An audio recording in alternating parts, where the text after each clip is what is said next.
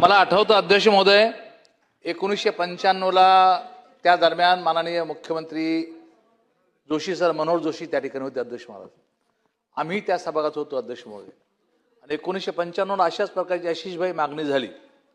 मुख्यमंत्र्यांनी 1 तासाच्या आत सर्वच्या सर्व जे इच्छुक आमदार आहेत त्यांना, त्यात मी पण होतो, त्या सर्वच्या सर्व आमदारांना त्या ठिकाणी तिकडची पासची उपलब्धता करून दिली अध्यक्ष महोदय.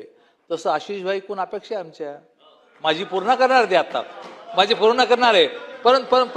परंतु अध्यक्ष महोदय आम्हाला नाही आशिषभाई, आम्हाला वाईट, माननीय महसूल मंत्री महोदय, आम्हाला वाईट काय वाटतं अध्यक्ष महाराज की इथल्या पोलीस कमिशनरकडे 1000 पासेस, इथल्या डीजीपीकडे 1000 पासेस, म्हणजे पोलीस दलाच्या सर्व अधिकाऱ्याकडे तुम्ही कोणत्याही पोलीस अधिकाऱ्याला म्हणा की मला 5 पासेस पाहिजे, तो कोणता वरिष्ठ पोलीस अधिकारी तुम्हाला पासेस आणून देतो अध्यक्ष महाराज.